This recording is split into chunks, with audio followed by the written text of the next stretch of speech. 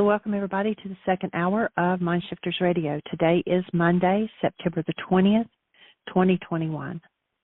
And our call-in number is 563-999-3581 and press 1, and that puts you into queue to talk to us. We'd love to hear your comments and questions because that makes this your show. And while we're waiting on Michael to get dialed in, I had gotten a hold of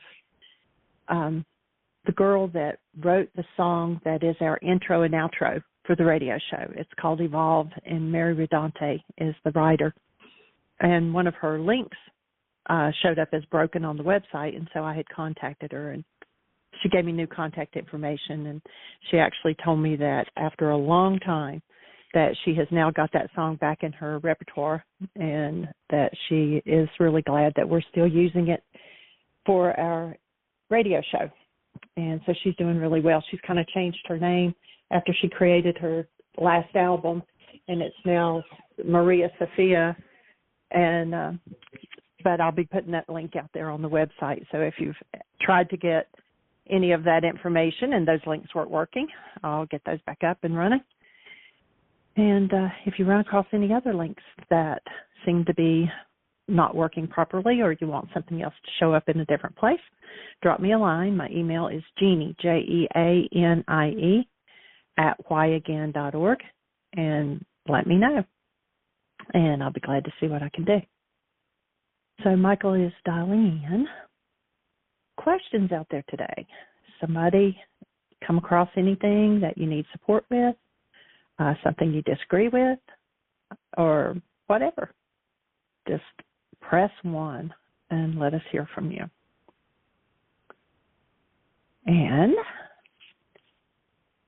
Michael's not with us yet. Let me go in and see if he's having technical difficulty.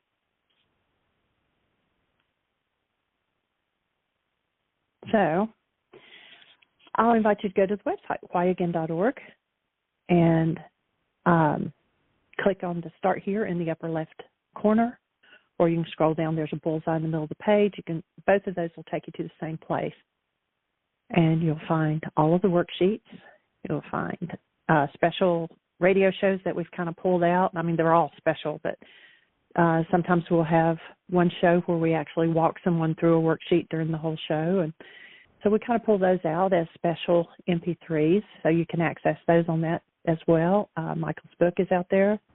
Lots and lots of information, audios, videos. And like I said, if you run across a page that doesn't seem to be linking right, please let me know. We switched over not too long ago to a different, we went to WordPress instead of Joomla. And so things operate a little bit differently, but we're working on getting everything squared away. But if you do run across something that doesn't seem to be working quite right, please drop me a line. Welcome, Michael. Thank you, dear heart, and welcome, everybody. Delighted that you're here, and we get to engage in this conversation one more time. And it is an exciting and I guess the word is enlightening conversation when you start tapping into this first century Aramaic thinking that is so dramatically different than what our culture corrupted by hostility or fear has taught us. And so we're here to open the space for people to at least investigate and look at another way of thinking if they've come up in a culture of hostility or fear, which seems to be a lot of what runs on the American scene. If you watch just about any newscast or any conversation going on in the culture, the level of hostility, the level of fear, and it doesn't matter whether you're in the religious realm, the fear and intimidation and terrorism that's used there, the political realm is turning more and more to terrorism. You know, we used to think it was the international terrorists that were the problem, but now we're seeing that really the terrorism that has started out, you know, if you look at words, one of the key things to look at in the Aramaic language is the power of words. In fact, Yeshua says the power of life and death is in your words. and that all behavior starts with words. And you look at the terrorism that's being used in words. You look at the minds that, every word they say to anyone who isn't totally on their side is that of an attempt to intimidate and terrorize. And that terrorism, ultimately, if it starts in language, becomes behavior. And we look at the family systems that live in that realm and live in such traumatic states that physiology, there's actually a name in medicine for living in a state where you've been terrorized most of your life. It's called the sympathetic dominant state. And one of the objectives of this work is to shift out of that sympathetic dominant state where most of the creative functions of the body are shut down. Literally, nerve and blood supply is shut off to those parts of the structure because they're irrelevant if somebody's in short-term threat. If one's in survival mode, you don't need to eliminate, you don't need to repair cells, you don't need to heal cells, you don't need to digest food, you don't need to eliminate waste. Those things just aren't necessary. If somebody's in that terror state where life is threatened and the shutdown of all of the creative, positive, uplifting functions that cause humans to thrive are shut down in those states. And you just take a look around, and sadly, most of the culture, that's where they're not living. Go back even, 2,000 years ago, wasn't any different. And Yeshua was talking about, at one point, someone talks about burying his father. He says, let the dead bury the dead. The living death, the zombies who live in hostility or fear were so prevalent 2,000 years ago. That's what he said, and it's not much different today. And that's basically the survival mode.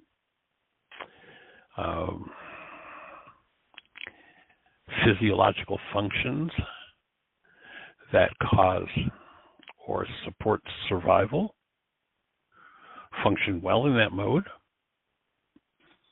But if that's the mode we live in, then all higher functions are pretty much shut down, are pretty much cut off. And what we want to do is restore the innervation to those higher functions, to the ability to thrive as humans are designed to thrive. And that means that we're going to come forward out of a space of thriving rather than surviving, out of a space of caring rather than killing. I was just reading an article this morning, and you might remember that Eisenhower, when he left office, said we needed to watch out for the military-industrial complex. And I didn't know this until recently. I know all the wars going on and all the military equipment being shipped all over the world daily. But what that business did, what in survival in that world did, was they literally built factories in every one of the congressional districts in the United States. Every congressional district has some form of attack factory. They call them defense contractors. No, they're not defense contractors. Let's stop the lying. Let's tell the truth. It's about attack.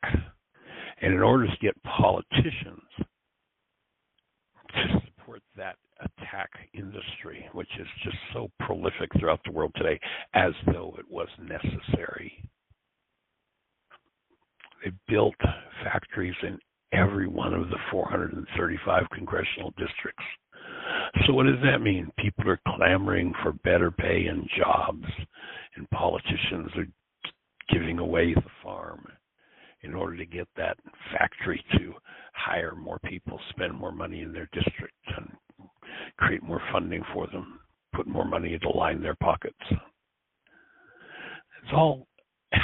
It's based in group, was raised, born, bred, genetically fed by terror and trauma, hate and fear, war and guilt and attack, beatings,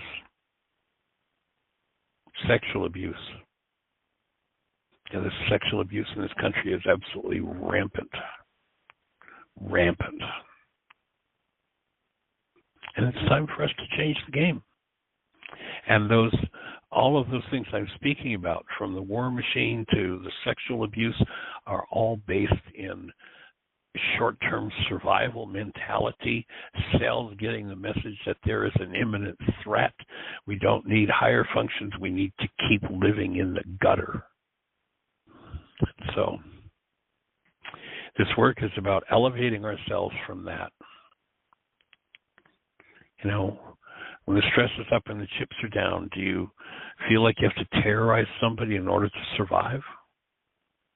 If you do, then notice that you're playing power person dynamics out of someone who terrorized you.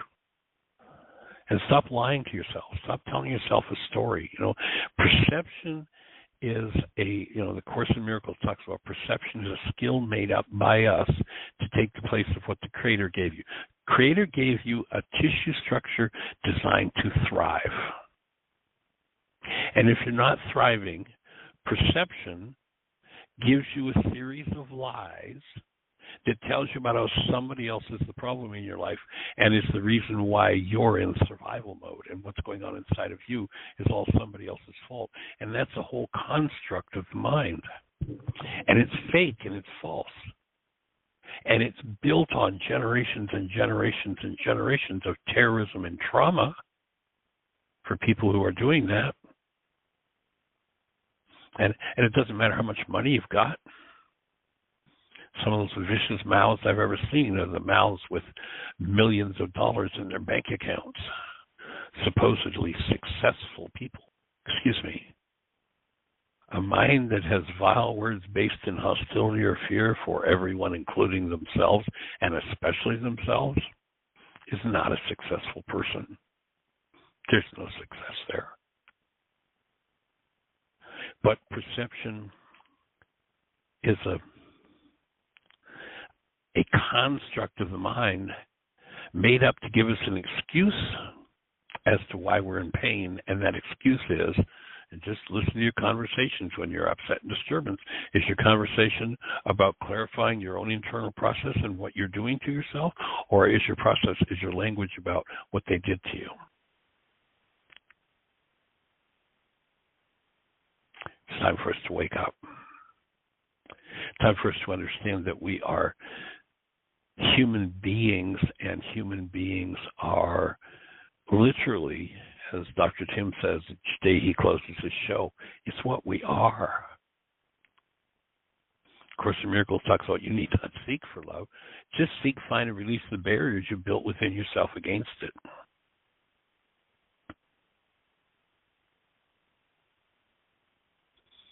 And one of the keys in that whole process is simply to be aware of what you're doing with your breath. And if in any conversation you're shutting down your breath, then you're shutting down your vitality, you're shutting down your ability to thrive, and you're entering that survival mode.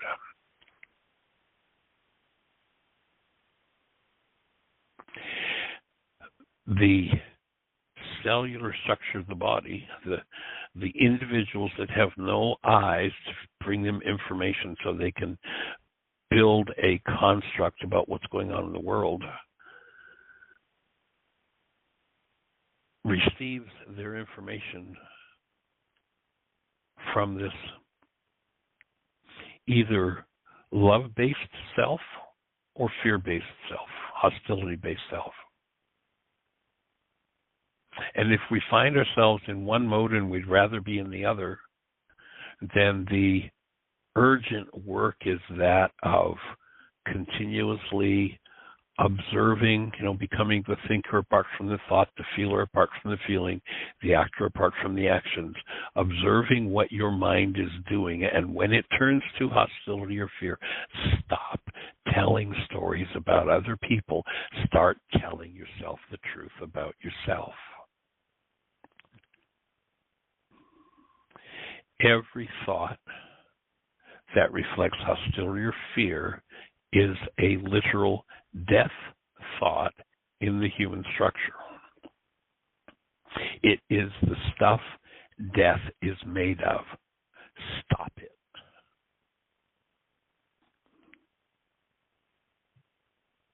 it's time for us to simply stop it. And then acquire the skill of removing the thought disorders that run the survival-based mind. And thought disorders are energetically patterned thoughts based in hostility or fear that we carry around either from our genes and our generations, from our culture, from our own lives, those things that are based in survival. You can't keep up a survival conversation and live for very long. You can survive, but the survival mode for physiology is something that's meant to be active short term. You know, you're out there in the jungle, there's a lion, man, you want survival mode to kick in. You want the strongest muscles, you want the best ability to breathe and run like hell, or turn and fight and survive. But that survival mode is the mode of death if it carries on long term. It is literally death mode. It is self-destruct mode if it carries beyond, well, 3 minutes ago there was a tiger coming into my space. 3 minutes later I've either been eaten or I've survived. Now I need to be able to let that energy go and go back to thrive mode, or survival mode will literally, physically kill me. It's not meant to be a long-term strategy for life.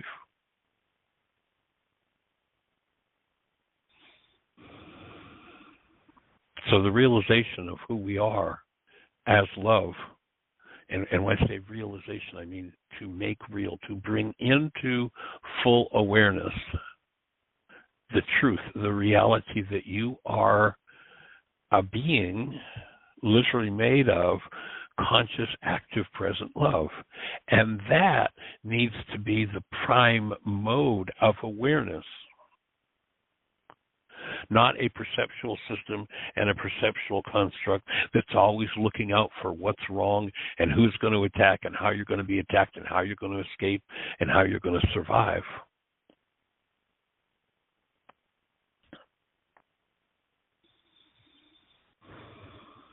And breathing is one of the big keys. And so I'm going to jump into the book. Why is this happening to me again? Well, I'm not going to literally jump into it, but I'm going to open it and read a little bit. We've started the chapter on clarifying love, this conversation with his character, Richard. And Richard's not very happy at looking at the truth of what he's been doing to himself. The key thought that we finished with on Friday was a mind without love is stupid, quote unquote. In other words, it's fueled via survival and it's going to destroy itself. And I just finished saying to Richard, he's expressed some upset, some hostility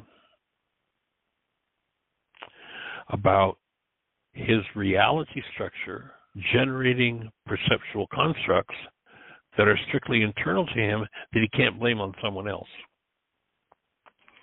And I just, as we finished Friday, I read the paragraph that says, there's an old saying that the truth will set you free, but first it's going to bring up all of your anger and rage.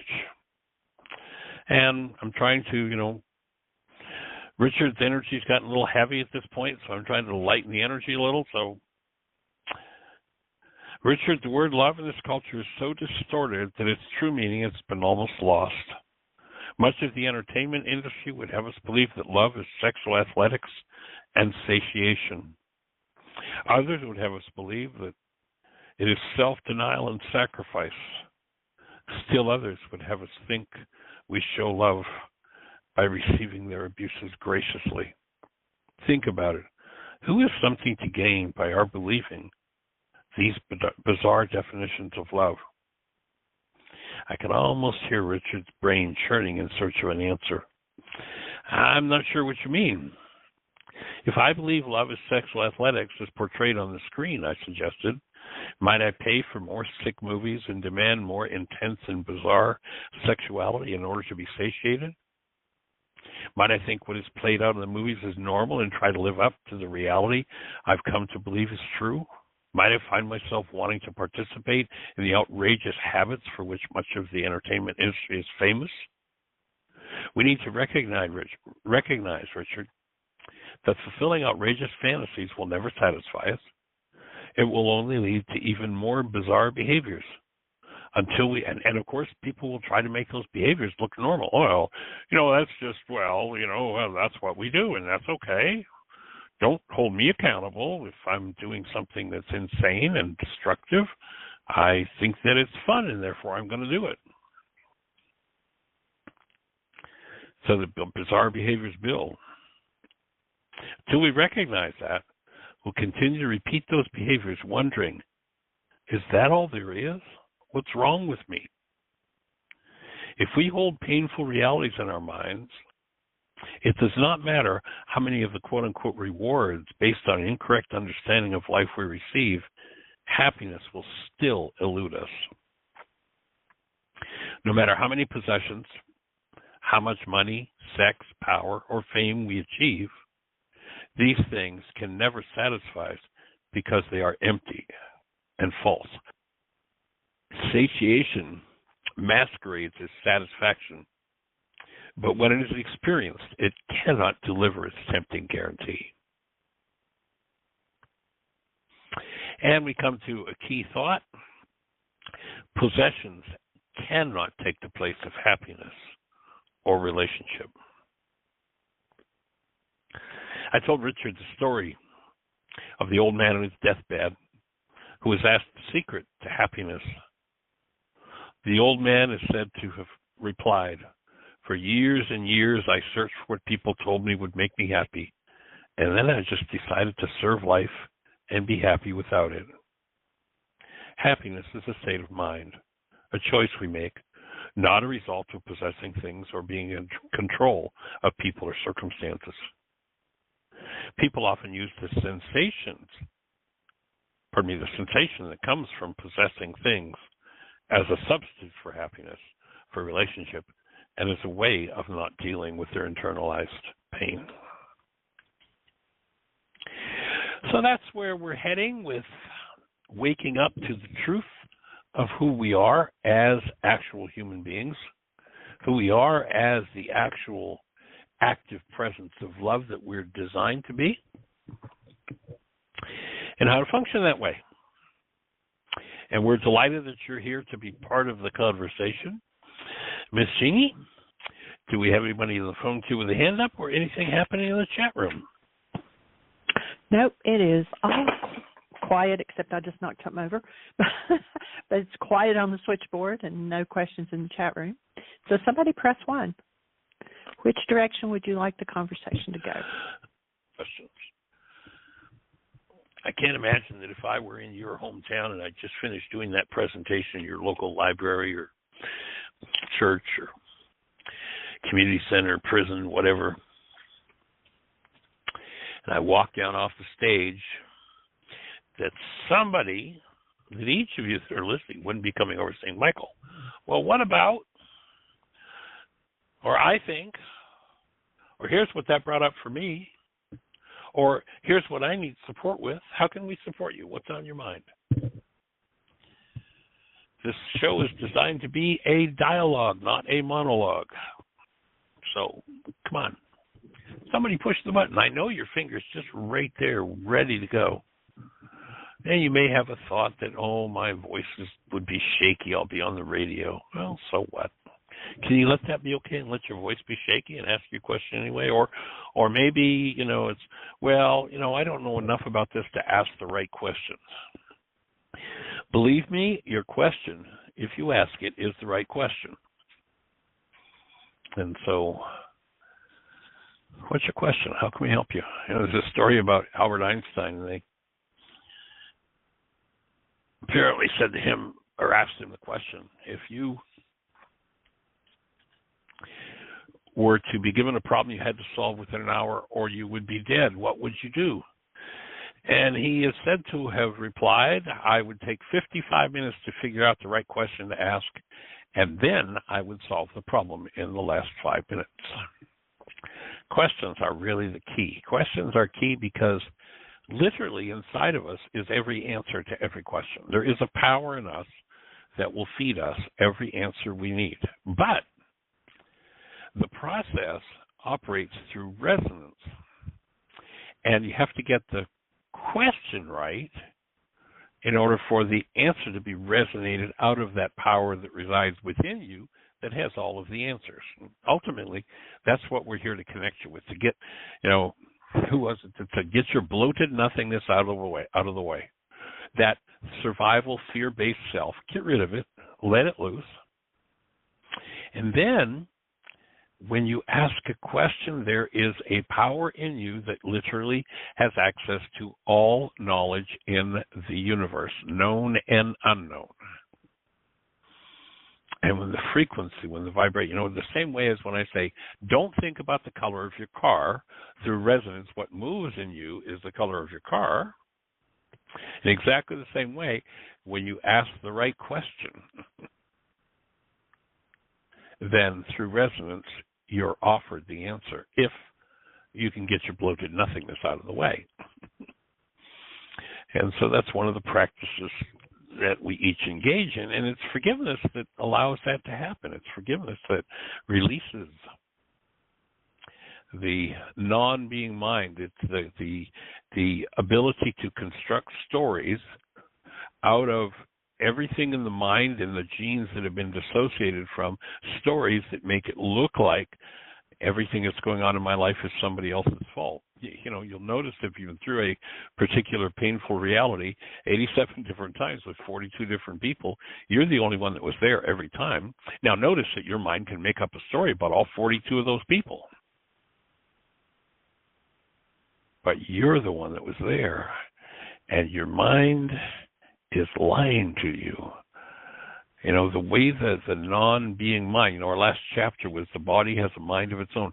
The way the body's mind has been structured over generations and generations and generations of blame and denial is to be a real crackerjack at being able to hallucinate a story, a literal perceptual construct that literally turns into the world that we see, that very skillfully will show us how everything we're experiencing is that person's fault. The question becomes, if 30 years ago it was that person's fault, and 29 years ago it was that person's fault, and 28 years ago it was that person, 27, 6, 5, 4, 3, and the last year it was still somebody else, how come there's only one person who is there every time it happened? Sooner or later, we got to stop lying to ourselves. Sooner or later, we have to own that we're the ones who are setting up what happens in our lives. Yes, other people come in as actors, supporting cast to assist us in our creative process, but, probably the greatest atrocity done to us as human beings down through the ages and that we've bought into is we've had hidden from ourselves the fact that we are by nature creators. We are each creative beings, and everybody loves that idea when the creation's rocking on. And everybody hates that idea when the creation resonates pain. But the gift of that pain, pain has a really profound purpose. It makes your ears grow. It gives you the opportunity to start looking and questioning. It gets your attention. And you will only experience pain in places where you have denial and dissociation. No, Michael, I have a physical disease. Well, that's what I said, where you have denial and dissociation, because ultimately that's where your so-called physical diseases are going to show up. And the reason for that is that there is no physical. Well, no, wait a minute, Michael. Everybody looks around and they see the physical. Yeah, you can brainwash anybody. You can hypnotize people to see anything. Let's listen to Einstein. On such things as matter, we have been all wrong. What we have heretofore called matter is energy, energy whose vibrations have been so lowered as to be perceptible to the senses. This is a direct quote from Einstein. There is no matter.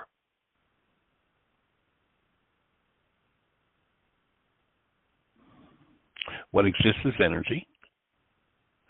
And our brain, when we don't want the truth that the energy offers us, has been trained to make up a construct called perception.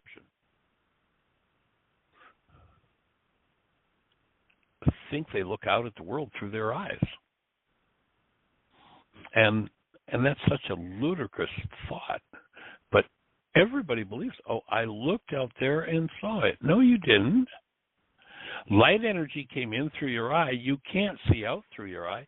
It's an antenna. You can't anymore see out through your eye than you could look up the wires in the back of a TV set and look out through the antenna into the world. It's just a silly joke, and yet virtually everybody believes. They open their eyes and they see what's going on out there. That's a fraud. Light energy brings information into your eyes, and based on what that information that comes in through that antenna, based on what it resonates in you, your brain generates that construct called perception, called the world that you see, the world of matter. It is a construct of the mind. The actuality is that of energetic patterns, stuff.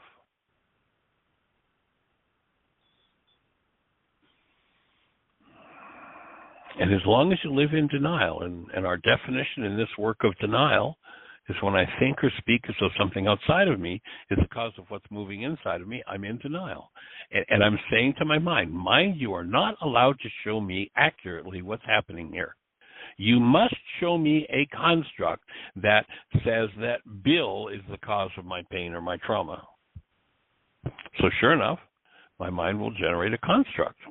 And it'll be Bill, and Bill will be the problem. And Bill, sitting there in denial, will look at me and say, don't you dare, mind, show me that I am the problem in my life. You show me that guy over there, Michael, is the source of my problems. And sure enough, Bill's mind will generate a construct, and he'll swear that Michael's the problem in his life.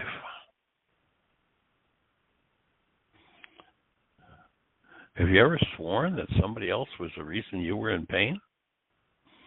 Is there anybody that you hold the belief that if they change, your life would get better?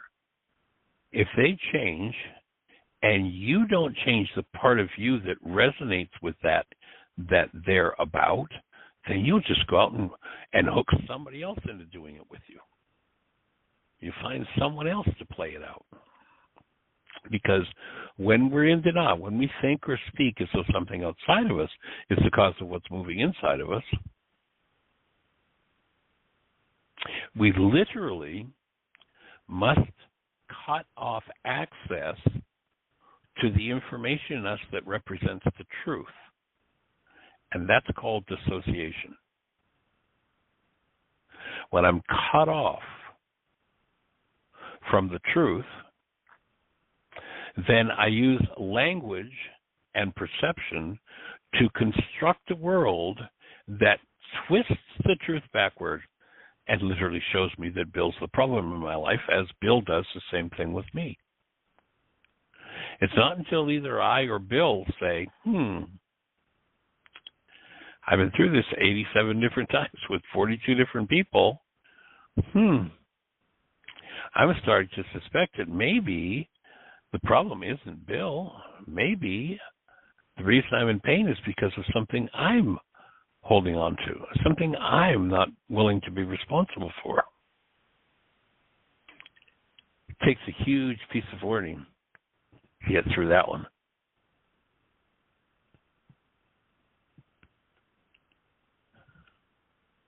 So we have this literal whole world, we'd say lowercase w world, called perception that obeys language. Show me that Bill's the problem. And my mind will organize data, and I will literally see. My mind will literally paint a painting that appears in my brain as though it's coming through my eyes, and it's coming from my brain. A painting, a structure, a picture of how Bill is the problem. And the mind is so been trained so deeply and so skillfully in that lie that most people go to their graves never suspecting that there was anything they could have done about it. There is. There's a lot you can do about it. You can change your mind. Forgiveness is the key to that. And forgiveness isn't letting somebody else off the hook because your mind is in a certain place. Forgiveness is reaching into the deeper layers of your own mind and removing what never belonged, literally telling yourself the truth about yourself. You know, when people talk about telling the truth, usually what they mean is, yeah, let me prove to you how Bill is the problem. Now, here's the truth. Rather than, yeah, I've been through this rage 87 different times with 42 different people, and here I'm in that rage again. And I choose to believe the picture my mind's showing me that you're the reason that I'm experiencing that. But when I tell myself the truth's going to look more like, oh, man, I've done this rage so many times. When did it start? What's at the root of this? Here's why I use the forgiveness process. What's the goal I have for Bill? Well, I want Bill to treat me respectfully. What's forgiveness going to look like in that situation? In the Aramaic language, the word forgive is shabag. It means to cancel. And the goals that we use to drive our perceptual world are the cause, combined with that data in the mind, the cause of us seeing the world, structuring the world the way that we do. And the thing that needs to be canceled is the goal for the external object of attention. And sometimes it's a goal you hold for yourself. And when you do that, and because the goal has been withdrawn, perception collapses. It collapses in on its own footprint. It collapses in on itself, and that gives you access to the underlying core true issue. And that's the power, the beauty of the first century Aramaic forgiveness process, the exact opposite of what the Greeks taught us. We have a hand up. Miss Jeanie, I heard you in the background. Have you got a hand up? Yes. It's 808 Roma. You're on the air. Hey there, young lady. Welcome. Miss Roma, we can't hear you. Well, she just dropped off, so maybe she was having trouble hearing us or something. So I'm sure she'll call right back in. Phone challenges, perhaps. Yeah, we'll see if she does. In the meantime, any thoughts for you, sweetie? No. Okay, she's 808. You are on the air. Is this Roma? Yeah. Let's try again. There you are. I hear your laugh. Yeah. Technology. Oh, boy. Wow. So what's on your mind today, young lady? Well, it's interesting because we had a Divine Science Ministers Association board meeting yesterday. And, of course, we've got the conference coming up in October, and you were one of our guest presenters, so we're looking forward to that. And we were discussing the registration, and so far it's rather minimal. And I found myself saying, well, I think, my observation in being on the line in these, really in the gift of these telephone calls that you make available for all of us all over planet Earth every morning, Monday through Friday. It looks to me. I would have said that the lack of call-ins on this program, on Why Is This Happening to Me Again, is for the same reason, that people are hanging out inside their houses trying to make sure they don't catch COVID. And so I saw the pattern, because I saw the pattern in my own thinking, and it's just so wonderful to have a tool to erase that, literally erase it, and access the clear paper that was underneath that scribbling in consciousness, so that we can be in the light, Last week I noticed that my energy was sort of down, and I did a worksheet, and right when I got there to the bottom of the worksheet, that there's that one paragraph when, let's see, where is it exactly? There's one place on the worksheet that just always does it for me, but it's not coming to mind right now. It's toward the end. It's in the last 1/3 of the sheet. And I don't have one in front of me right now, so my memory is different than it used to be. So really, that's why I laugh. I guess I laugh a lot because what else is there to do? Yeah, because the vitality is still in me. That's why I laugh a lot. I'm alive. I have the opportunity to co-create my reality with God in every single moment, and I have a worksheet right there in a 3-reading binder right by my bed. So it's I'm so grateful for the tool, Michael. I really am. Well, Jeanie, it's a delight and honor to be sharing it with you, and glad you're sharing it with the world. I look forward to speaking to the conference and sowing this seed of forgiveness on another level, on a global scale. Right. So it's a beautiful day here. Sunlight, bright, beautiful, sunny. I was on the computer yesterday, and I noticed our weather was 80 degrees yesterday morning, and I thought, wow, it's really warm. But it's usually it never gets warm. It never gets hot, and it never gets cold here. So we're very lucky here. That's nice. We're at the point where we're getting down into some days here in Bristol, Virginia, into the 60s during the day, and I see one night next week they're predicting 43. So our garden has slowed down its production. We're actually creating some new garden spaces, and that's been fun. But I was hoping we get, and maybe we'll still get it. I'm hoping for an Indian summer to come along. Yeah, I enjoyed seeing the pictures of your garden on the Facebook page. That's very beautiful. Cool. How you've surrounded it with those beautiful white stones. Yeah. Yeah, I thought it was pretty cool, and the buckwheat is now up to about 7 inches tall, and getting ready to fold it into the soil, I think, and put another crop in before winter comes. So that's a whole new garden space, that particular one. Yeah.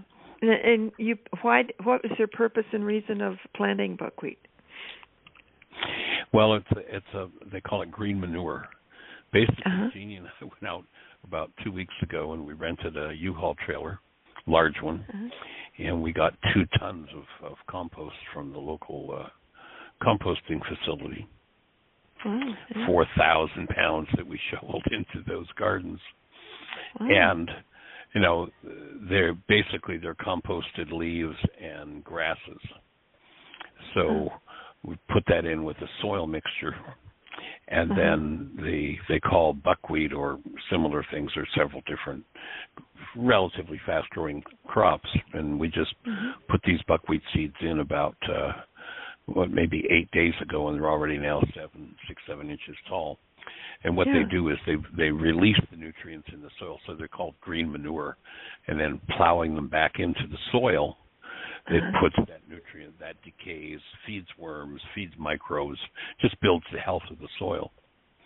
You know, there's an interesting video out there called "We Must Grow," and they're saying that with commercial agriculture, that basically the soil grows food out of the organisms that are in the soil.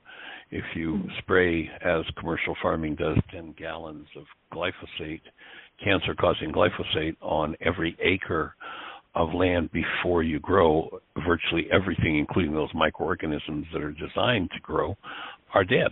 They're killed. And then put some chemicals in, and they call the chemical result food. It really isn't food at all. You start looking at, the degenerative diseases that are rampant in children and adults, just all of them. I mean, they were virtually unknown 100 years ago because we had actual food and soil. So we're working on rebuilding what we can of the soil we've got access to into real, honest-to-God soil that has micronutrients and microorganisms that are what create food.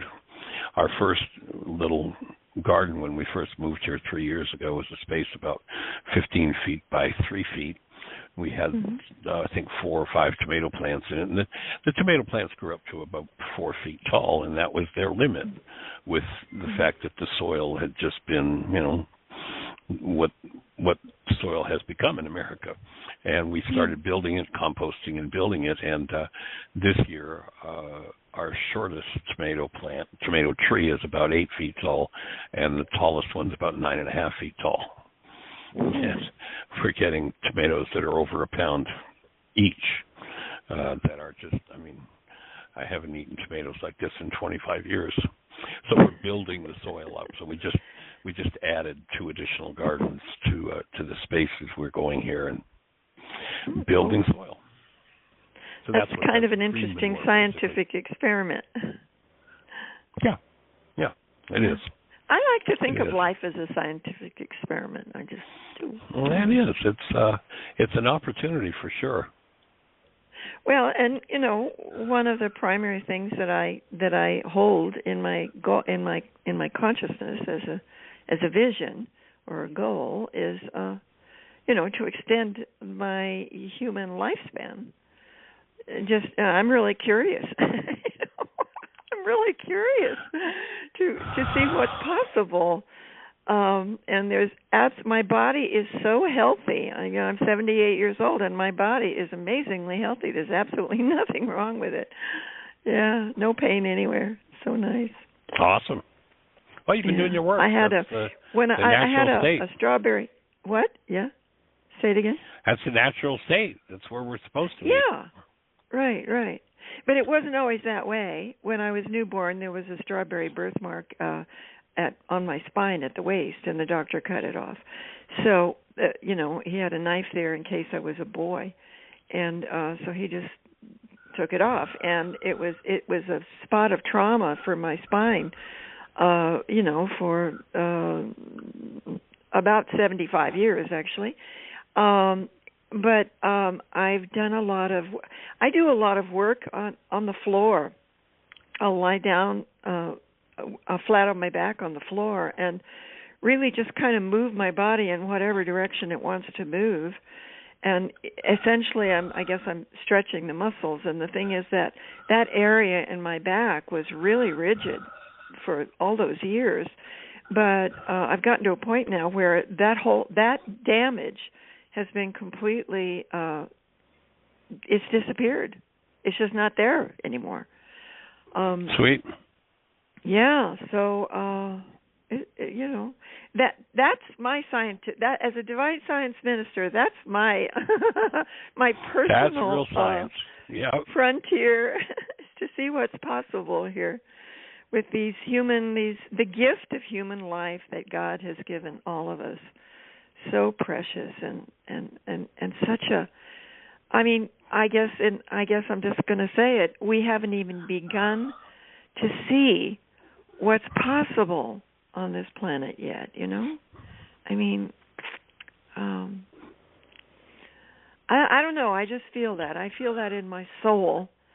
I guess I'm talking out of my soul now, that my soul feels very expectant and hopeful and joyful about the possibilities that are in front of every single one of us if and when we eliminate all the programming from our early childhood and from those past lives. Once you get rid of that stuff, a whole new frontier of possibility shows up. And it's exciting and it's delightful, and so that's kind of where I'm at, and I have you and Jeanie to thank for it, and my willingness to face my pain and my rage and my fear every time it's come up, and take that worksheet out and get to the end of the paper where I'm feeling love again. Cool. Yeah, so thank you. That's the idea. Thanks for being on the team. That's the tone of voice I was waiting to hear. Oh, that's great. That's great. Let's go for it. Very good. Okay. All right. All right. Well, aloha to everyone on the call. I'm sending you lots of beautiful Hawaiian sunshiny energy. Love you all. Bye-bye. All right. Blessings. Take care. Bye-bye. Mm-hmm.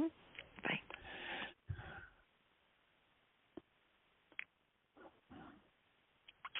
Well, Miss Jeanie, we're down to about 6 minutes or so. Well, with the outro, you've got about movie. 4.5. Oh, okay.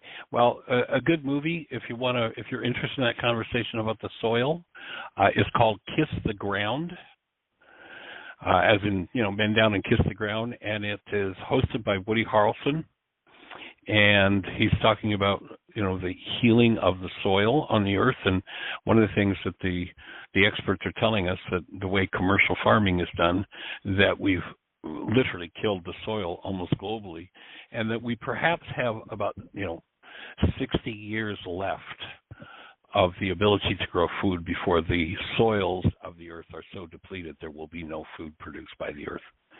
And in this documentary, Woody Harrelson talks about and brings forward the whole idea of what it takes to heal our soil. And of course, as you heal your soil, the food that grows from it is going to support your healing process. And so it's an important part of it. For 30 plus years we've been doing intensives at Heartland and other places around the globe, and whenever we do an intensive, we do a total fresh and raw food program. Literally nothing is cooked. It's all just food. No chemicals, no junk, no fillers, no artificial colors, no artificial flavors, nothing to destroy the palate. And when you restore the palate automatically rejects the garbage that's being sold in the grocery stores and in the restaurants as food. Basically you go into virtually any restaurant and you get a variety. You go to an Italian restaurant or a Mexican restaurant or a Greek restaurant or, an Ethiopian restaurant, and by and large, what you get to buy is sugar, salt, and fat. And with a few condiments, it's called Mexican food or Spanish food or, whatever, you want to call it. But it's not food. We've been tricked. So, kiss the ground. Powerful. Powerful film. We have a hand up. Great. Let's say hello. 904. I think this is Dusty. Well, aloha, Michael and Jeanie. Aloha, young man. ¿Cómo estás? Thank you. Well, you said something a while ago, and it reminded me of something so important. You, in the process of talking about old wounds, etc., you mentioned that we don't look out our eyes. The reflected light basically comes in. It's the receiving intent. Exactly. And while I try to use some of my eyes to project intention. For the most part, darn you, now I've got to kind of spend the next 3-4 days reconfiguring how I see. Mm-hmm. Yep, that's part of it. That's powerful. Just to get that. Yeah, the presumptions that our whole culture have. I'd look out. I have this pair of windows I'd look out of. It's a silly fraud when you really think about it. I mean, it's so silly. And when you start doing the research on the neurology, no light gets into the brain, no sound gets into the brain. The brain makes up its best guess about what that light and what those sounds mean. And it creates this construct called perception. And all perception, by definition, because it is from information stored in the structure, it's obviously from the past. And anything from the past can't be true about the present. It might be accurate, but it can't be true. And once you start realizing that and start deleting that, a whole different world opens. Yeah, that makes sense. And it seems that so many of us, we look out our eyes and we make all assumptions based on God knows what. And it's sort of like expecting our ears to talk. You know what I mean? It's just a receptor. And primarily, yeah. And I'm just trying to really let that sink in, Yep. Again and again and I hear again you. and again and again. Yeah. And yep. Thank you for that. It's such a massive shift of mind. And the show's going to cut us off in a minute, but go ahead with your thoughts. No, that was just, I like what you said. It was a massive shift of mind. Yes, it is.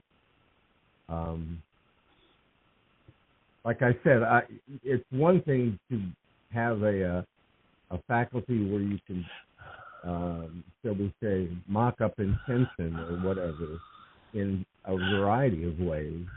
And it's another thing to think that you've got the all-seeing eye of Agamotto or whatever it is there you project out. About 5 seconds. Yeah, anyway, thank you very much for that. It is a massive deconstructor. Thank you. Have fun with it. Be blessed. All righty. Everybody, have the best year yet of your eternal life. It's an awesome gift to give the world. Blessings. Bye-bye.